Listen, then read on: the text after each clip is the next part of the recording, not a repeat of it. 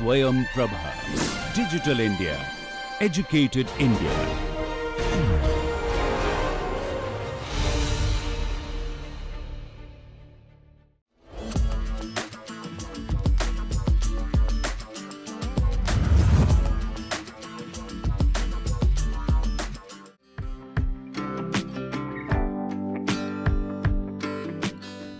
So do our traditions and culture mean anything to the sustainable development goals?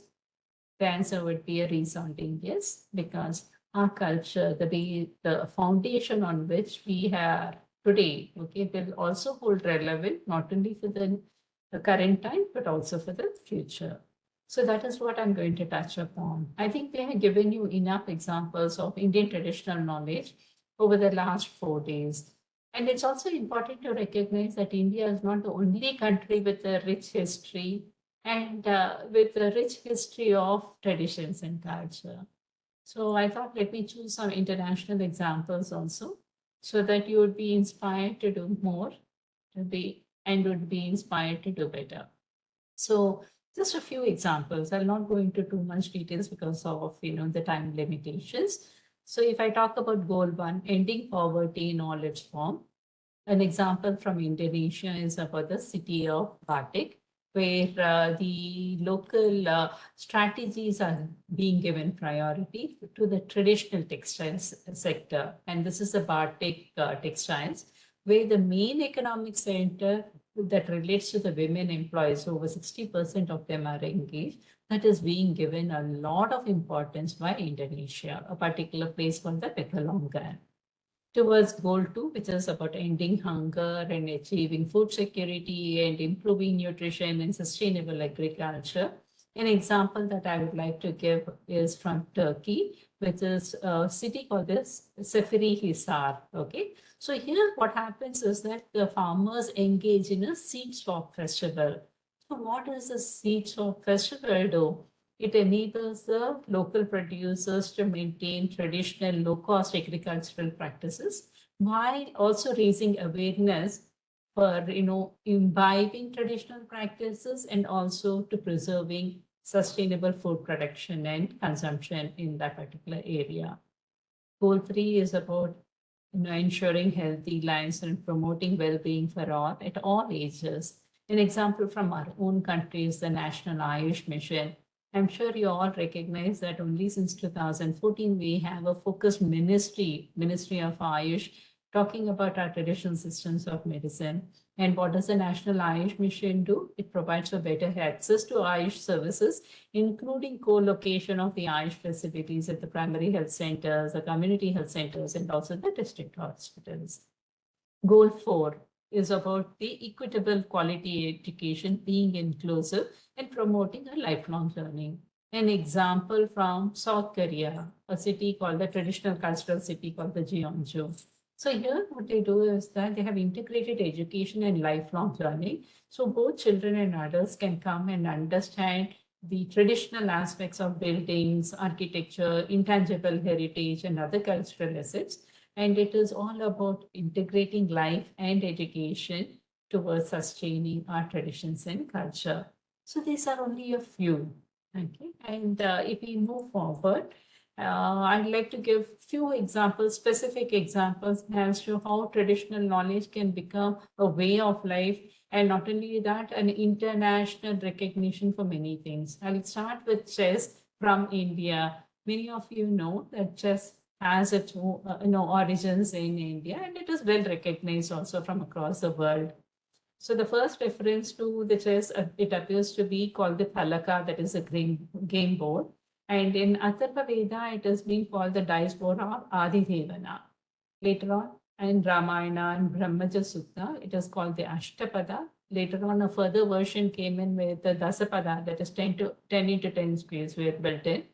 Over time, it changed its kind of form, and per the rules of the game, it became the Chaturanga. Today it's called the Shatranj, and chess is internationally known. And even if you look at there's an international chess federation also giving worldwide rankings.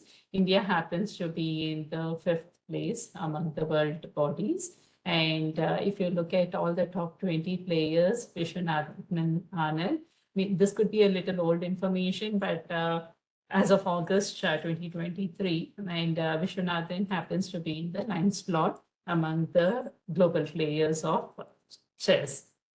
Why is chess important in sustainable development goals? I've been telling about innovation, sustainable development goals, and how does a game happen to be important? It appears that there are about 2,000 identifiable variants of chess, and considering its inclusive nature, the article from the United Nations says chess offers important opportunities in the implementation of the 2030 Agenda for Sustainable Development Goals, including strengthening education, realizing gender equality in the empowerment of women and girls, and fostering inclusion, tolerance, mutual understanding, and respect. And why is it so? If you look at the world body, about 70% of all the adult population, including US, UK, Germany, Russia, and India, have played chess at some point of their lives. And mathematically, it is believed that there are more possible games of chess than there are atoms in the observable universe. And the shortest game has been a chess in 2 moves when there was a mistake made by the first player. And the oldest living grandmaster happens to be Yuri Eberbach, who celebrated his 100th birthday in 2022. So we have an International Chess Day being celebrated since 1966, which is on the 12th of December. So, chess, which originated in India, has become a subject matter of not only the global sports authority, but also in terms of the United Nations talking about this particular game as an important tool for achieving the sustainable development goals. I'll move quickly to another 2 examples from the field of medicine, where traditional knowledge happens to be a very, very important component. So here, this is the story of quinine for malaria. So people coming from the medicine field would understand that malaria is a mosquito-borne disease, and it happened to have ravaged the Roman Empire, killed almost like 50%, 150 to 300 million people just in the 20th century. And even today, 50% of the world's population are afflicted by the malaria. In the past or in ancient times, malaria, which derives its name from bad air, the only cure was by bloodletting to limb amputations, or sometimes they would cut a hole in the skull to kind of think that this would release the bad air, and then the patient would get cured. But as the story goes, things improvise over time. And this particular therapy for malaria came in the form of a story where an Andean farmer from the Peru with high fever was walking through the forest, drank water from a stagnant pool from a stagnant pool in the jungle. And he noticed that the water was very bitter, but then being very thirsty and also having fever, he didn't have any other option but to drink it. But soon after, he drank it, he felt the bitterness in his mouth and started feeling very uncomfortable. He thought he was going to die. But then after some time, he realized that, his fever alleviated, came down, and he seemed to be getting better. So what he did is that he shared this, story with his fellow colleagues, and then thereafter everybody started, understanding why this particular water could help in the treatment of this, high fever. And they realized that that particular area was surrounded by a lot of quinquina trees, and the extract of the quinquina trees was the one responsible for treating his fever. But formerly, quinine, as a discovery for malaria, happened, as the records speak, of course, when the Countess of Chincona, that is Spanish, happened to have fever. So the Jesuit priest of the land, they made a concoction based on this bark of the Andean tree. They mixed a few other herbs like clove and rose leaf, and then gave it to the countess. The countess was treated of the malaria, and then it became very important, medicinal therapy for treating fevers and as well as malaria. Formally, only in 1820, two French scientists, they extracted quinine from the bark of this tree. They isolated it, they purified it and replaced the standard treatment of malaria with this purified quinine. And this particular treatment was used across different regions of the world by the Dutch, by the French, by the British in India, Jamaica, and other places. In fact, as records again speak, between 1848 and 1861, the British government spent close to about 6.5 million pounds in importing chinquina for its colonial troops. Later on, in years ahead, 1944, the synthetic quinine was made by the American scientists, and this happened to lower the side effects of the natural variety. So this is one story that derives, its inspiration from traditional knowledge.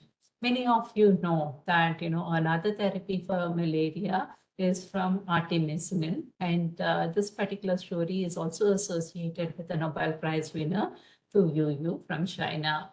So this again, the story goes that, the North Vietnam, which was going through war, asked China for help in battling malaria because that was rampant during those times and is rampant even now.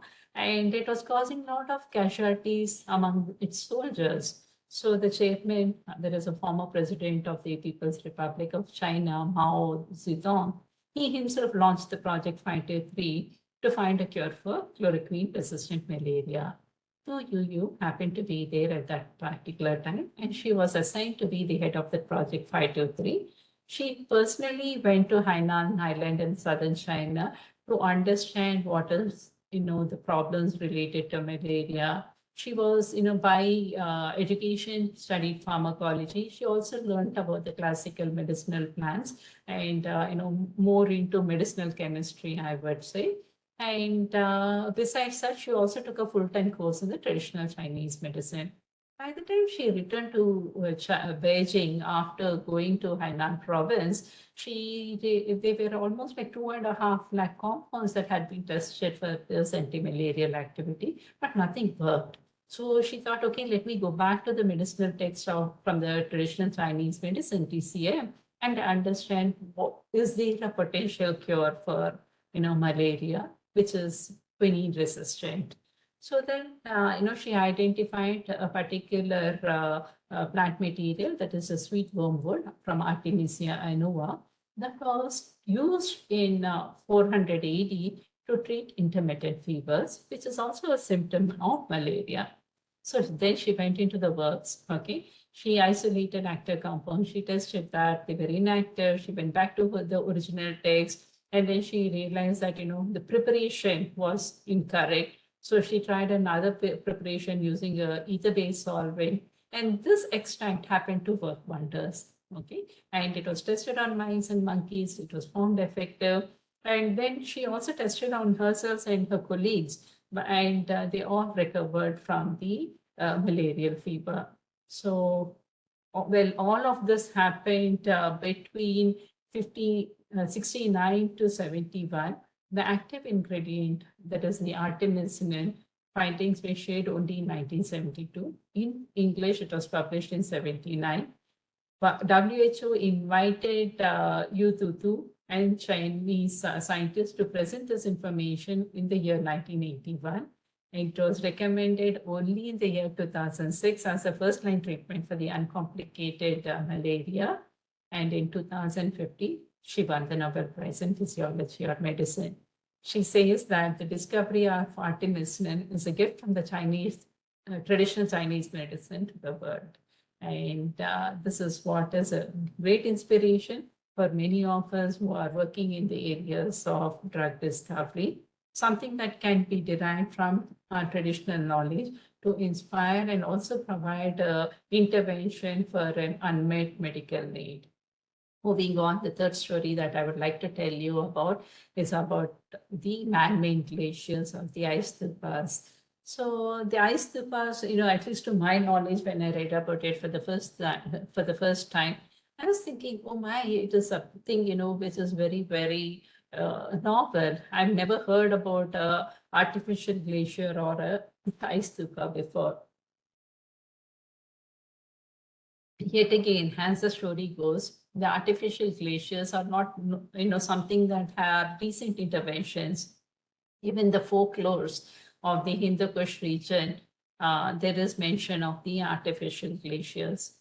Again, as the oral traditional knowledge goes, okay, the first two examples that I had given was one by, practice by, it was identified. The second example of Yututu is from a traditional Chinese medicine codified information. This is about a story from oral traditional knowledge. So here, as the story goes, the knowledge that has been passed on from one generation to generation, the artificial glaciers have been built by mountain communities from the Hindu Kush region, also practiced in the Ladakh as well as the Baltistan and Gilgit regions. So the process is very tedious and prolonged.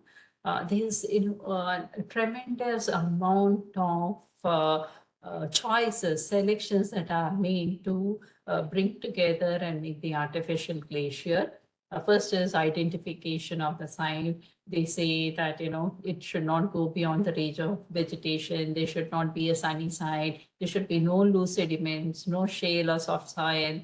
And then they go about collecting the necessary material. So here, what do? They identify something called the Poshu, which is a masculine glacier, and Moshu, which is a feminine glacier. They bring these two together. They add dried hay, they had dried pine needles, they add saltish soil called the riz, they add board, cloth, twigs, kafoor, charcoal, and also large quantities of compressed snow. As the oral traditions go, these, the materials that is made to be brought together to make this artificial glacier are done only by men on their, shoulders, as you can see from in the kiltas here in the picture. And these kiltas are never to be put on the ground. Okay. So these are the beliefs, that once they put it in an inappropriate place, the artificial glacier would not grow. And following all this, they identify a rock cover with a specific altitude and aspect, and then build in to form that particular artificial glacier. And it is still in practice in many of those regions, especially in the Baltistan and the Gilgit regions. So why is artificial glacier important? If people had gone to the Leh Ladakh region, you know that it is a mountain desert there, and there is a huge water deficit in the summer months of mid-March to mid-June, wherein this happens to be the critical phase where you have the sowing period. So if you do not have enough water during this period, you can say that this is all going to go high and dry, and there will be no cultivation here. So what happened was that there was a lot of discussions that were happening, and then the first formal step was taken by a civil engineer called the Chivang Naufel, and he's also called the Iceman of India.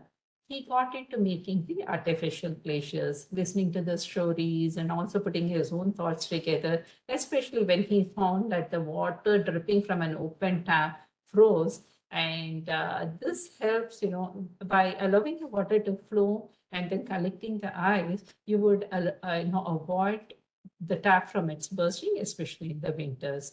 So he thought, if in case I can, store this melting water from these glaciers in summer and freeze it into an artificial glacier, then I could use this artificial glacier when required to provide water to the people. So he designed canals from the mainstream to divert the water into small catchment areas. You can see all this, the lower picture, how he's built the band to create a catchment area. And once he gets this frozen water, the artificial glacier is built, and this artificial glacier through a pipe can provide water during the summer months. So this way he could build about 15 artificial glaciers, and the requirements were, ranging from, an area of 500 feet to almost length of 2 kilometers long. So this is all, the cascade is made of loose masonry balls so as to kind of form a barricade. And once the catchment area is made, you can get water in the future. The story gets more exciting because Sonam Wangchuk, which I guess all of you know about the Three Idiots story, right? Most of you might have watched the movie also. He created something called the ice stupas. Especially in the Leh Ladakh region, you have a lot of, Buddhists, and, they have monasteries. So the stupas are very important. So he kind of, named his, dream project as the ice stupa. And he said, instead of, what Northfell did was build a horizontal artificial glacier. The only problem with this particular structure was that when the sun shines, all the water melts. So the artificial glacier quickly melts and the water is given. So you need a sustainability of the water flowing. So he thought, instead of a horizontal structure, if I build a vertical structure, maybe I'll be able to save upon the melting of that particular snow or ice, and I can have a sustainable flow of water during the summer months. And this is his hypothesis, and as well as how he envisioned the ice stupa to be. So the first ice stupa he created in the year 2013 in Ladakh, and this was at a lower altitude. He felt that this is very important because sometimes you don't get enough water at the lower altitude. So then, he kind of improvised on the structures, and he realized that it can be built a little higher, up to perhaps a 10-story building. It would start melting in March. And then one could also go for higher elevations. The farmers would get enough water during not only the summer and as well as the spring. And this particular structure that he created, ice stupas, are now being replicated by countries like Switzerland, Chile, and others. So what does the ice stupa contain? So it's again based on the traditional practice. You know that there is a glacier on the top, the ice melts, and then once the ice melts, you now want to create an artificial glacier. So the inspiration comes in the form of the old knowledge that you had, and as well as the stupas that are there. And what did he do? He created a polyethylene tubing. And if you look at the picture number 1, the ice stupa is, the tubing connects from a higher ground to a lower ground downhill. Then he has a galvanized iron piping that carries water from the base of the ice stupa to a sprinkler system. The sprayed water collects and freezes on a dome structure. So how is the dome made? You can have, a lot of bamboo and straw and even iron structures if so required. And as ice accumulates, more piping can be added to increase the height of the structure. So a 50-foot ice stupa, which can be created in less than a month, stores more than 1 million gallons of water. See, he felt that, okay, this is good and the ice will melt, the water will come out. But if I have an intermittent place where I can now store water, I can make it much more sustainable. So that is what the picture 5 says. So ice stupas are constructed on top of the stream beds, augmenting communal water supply. The middle one is basically the reservoir or a tank where the water can be stored, and then it is sent for a drip irrigation. So I do not know whether this would work.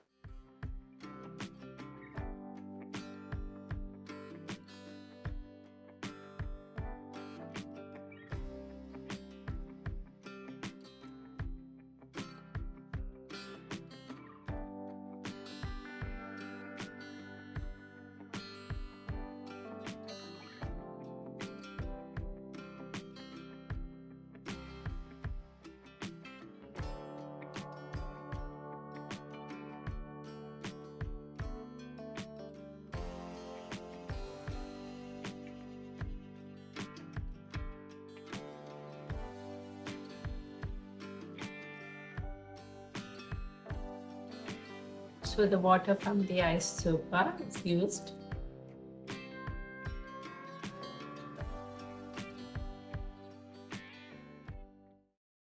So, to kind of bring my brief presentation to close. So what we have seen now is just a glimpse of what traditional knowledge can do how it can inspire. It could be in the form of medicine, or it could be in the form of a game. It could be in the form of, the ice stupa, which is very, very attractive and very interesting also.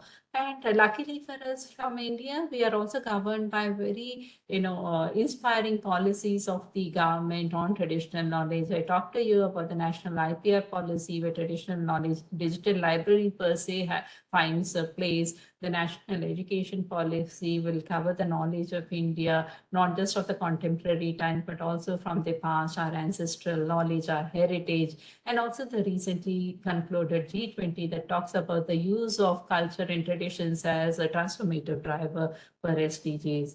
I believe our traditional knowledge is so vast, it can be shared with all, and there is, more to grow by sharing this knowledge with one and all. I would request each of you to look at it actively and do your little bit on preserving, promoting, and protecting traditional knowledge systems of India. Thank you so much.